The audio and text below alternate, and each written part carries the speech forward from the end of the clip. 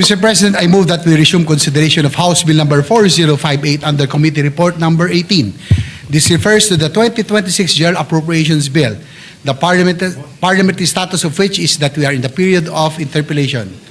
I further move that we now consider the budget of the Office of the Vice President and recognize the distinguished sponsor, our Chair of the Committee on Finance, Senator Sherwin Gatchalian. Any objection? The chair hears none. The consideration of House Bill 4058 under Committee Report number 18 is in order.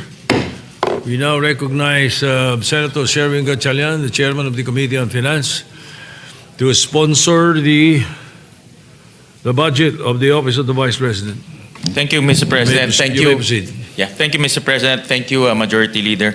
Mr. President, we respectfully submit for the body's consideration the proposed new appropriations for the Office of the Vice President for fiscal year 2026 amounting to 889 million pesos. Thank you, Mr. President. Majority Leader. Mr. President, Senator Robin Padilla is seeking the floor for a manifestation of support. I move that he be recognized. Senator Robin Padilla is recognized. And by the way, we would like to recognize the presence of the Vice President, Vice President Sara Duterte. Welcome to the Senate, Your Honor. Go ahead, Senator Padilla. Maraming salamat po, Ginoong Pangulo at sa ating pong pinunong mayorya. Ako po'y walang katanungan sa ating ginoong sponsor, Senator Sherwin Gatchalian, kundi ako po'y magmamanifest lamang. Ako po'y natutuwa sapagkat dito po sa ating bulwagan ay atin pong hindi binawasan ang budget ng ating pangalawang Pangulo, bagkus ay dinagdagan. Sapagkat alam niyo po, sa akin pong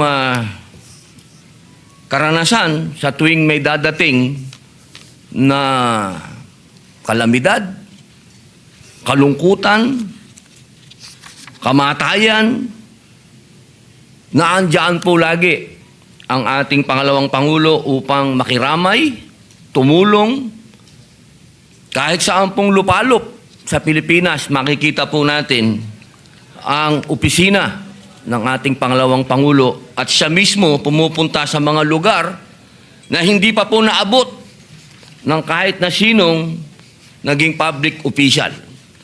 Kaya ako po'y masaya at ako po'y nagpapasalamat sa ating mga kasama, sa ating pong sponsor, Senator Sherwin, sa ating pong Senate President, sa lahat po na bumubuo, sa lahat po ng mga senador. Maraming salamat po at hindi po nagmula dito sa ating bulwagan ang pang-iipit sa ating pangalawang Pangulo.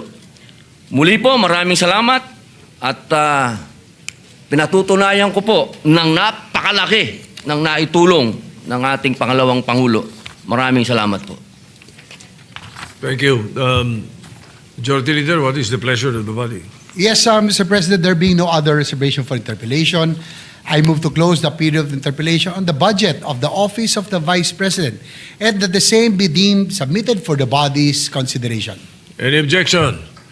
Hearing none, the budget of the Office of the Vice President is hereby deemed submitted. 1 minute suspension.